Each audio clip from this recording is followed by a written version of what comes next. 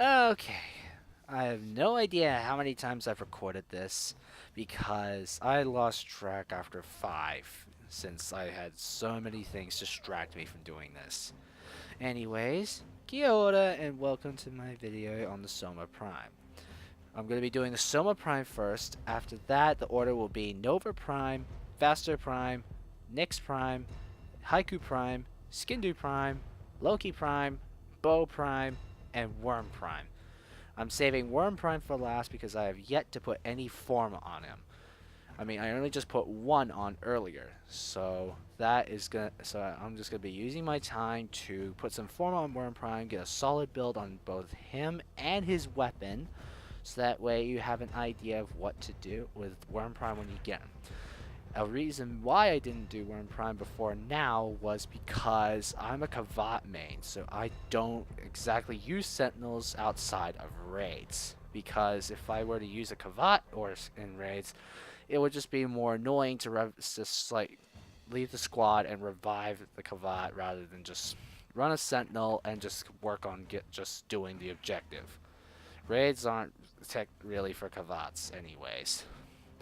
So anyways, on to the Soma Prime. I'm going to be, unlike the other videos, I'm only going to do a noob friendly setup and a veteran setup because there's no mods from after completing the second dream that you get your hands on, like just from playing the game normally.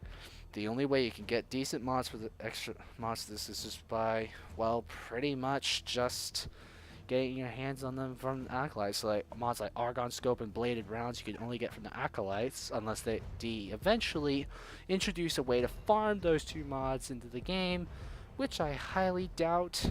But anyways, on to the build. For my new friendly setup, I'm using Serration and Split Chamber, which are must-haves on every primary. For Soma Prime's case, I'm using Point Strike and Vital Sense. Vital Sense really helps here, especially because of the base 3.0 times multiplier on this thing. Then we have Bane of Corrupted, Stormbringer, Speed Trigger, and Hellfire. Sorry, holding back a burp. Then for the two elements are combining to create radiation damage, which was fairly solid for a lot of enemies in the game past the star chart and maybe sorties 1 and 2. Anyways, let's go and show this off before something else goes and ruins this recording. So I'm gonna call for Billy the Bombard and Helena the Heavy Gunner. Actually, no. I'm gonna, instead of calling them both at the same time, I'm gonna call them up one at a time. So we'll start off with Billy. You can see it's doing fairly well because bombards are weak against radiation damage, and so they're taking way more damage to the Soma Prime's doing a lot of damage against them. Although, mind you, this weapon does a lot of damage already. Not to mention, it's fairly easy to get now because you could either get this through relics or from the Twitch Prime bundle. So that was Billy the Bombard. Now let's get Helena. Okay, there we go. Pick up some ammo because from past testing, this won't go well, even with the headshots. Because as you can see, Helena is taking way less damage than the Bombard. Like, aim for the life of me.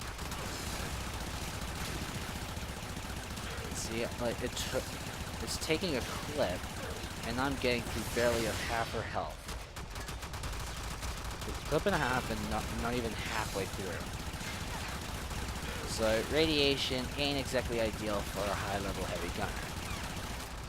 What is ideal for heavy gunners is corrosive damage, and that I'll be going over in my veteran setup. You know what? You get the idea. Really, Helena? You just had to go, fuck this shit, I'm out? Fine. Just don't come back.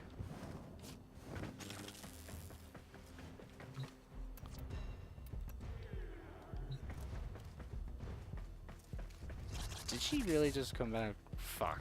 Oh well. you have an idea of how weak this new friendly setup is against heavy gunners, because that was level 155, and I'm pretty sure I would have run out of ammo before I had gotten anywhere near to killing her. But that's easily remedied from the veteran setup, but that still doesn't mean this setup is by any means weak. This weapon is very strong. It can take you through the sorties without any problems. And so, moving on to the veteran setup. So in the case of this one, I swapped the Bane mod for Vigilante armaments, which you could get from the tier 3 bounty minimum, if I've got my memory right. Yeah, because that's the lowest tier of the bounties that you get the Vigilante mods from. So anyways, moving on to the rest, the must-have mods here are still here. So Serration and Split Chamber, then we got Shred, Point Strike, and Vital Sense. Shred's here because it adds the punch through, and this thing already has a decent fire rate to begin with. Then we have Infected Clip and Stormbringer for corrosive damage, and Vigilante armaments because the extra multi-shot and the chances to get more crits. So first off against Helena, she's weak against corrosive damage. As you can see, this thing's doing way better than before. So it's very health. To just stay still, not get staggered with impact procs.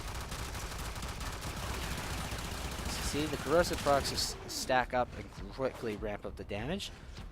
Now let's see how this thing does against Billy the Bombard. As you might expect, because both of them are armored targets, they're gonna deal the damage is gonna ramp up for both of them. But because Bombards aren't weak to corrosive damage, then it's going to ramp up a bit slower than a heavy gunner. And the best part is about the Soma Prime is fairly accurate, so you can easily get headshots if they're not that mobile. As you saw, it took way less bullets. Sorry, I shouldn't say way less. It took less bullets than the previous setup to take him out. So that was this veteran setup, and now onto my personal one, which is pretty much a crit status hybrid. The reason I use status, I'm making crit status, is because of the fact this is an assault rifle, so I'm able to dish out a lot of status procs. So anyways, onto the build, we've got Serration Split Chamber. Again, these are must-haves. Point Strike and Vital Sense are here, obviously, because of the high crit status. Then we got Vigilante armaments for multi-shot and the extra crits. Prime Shred for the fire rate, for almost speed trigger levels of fire rate and extra punch through. Then I got High Voltage and Malignant Force for corrosive damage and extra status chance. And compared to the veteran setup, the damage, it might be slightly less at first, but it ramps up even quicker. So, first up, Billy the Bombard. See, already corrosive proc or two, and then, see? Yeah. 30 rounds to spare in the magazine. That took way less bullets to take him out. Now on to Helena.